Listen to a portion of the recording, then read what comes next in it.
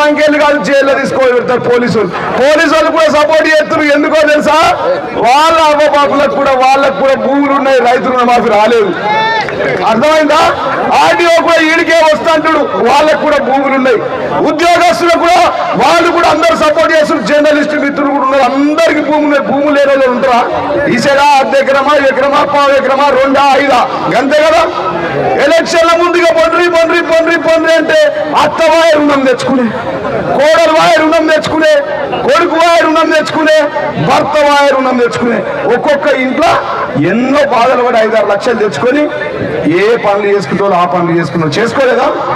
ఇవాళ కడుపు మండింది. ఈ అన్నం పెట్టే రైతులను రోడ్ల మీద కూర్చోబెడితే మంచిదా? ఇవాళ ఎందుకు వచ్చిర్రు? పొలం పనులు ఇసబెట్టి ఎందుకు వచ్చిర్రు? గట్టిగా చెప్పారు ఎన్నుకున్న వాళ్ళు.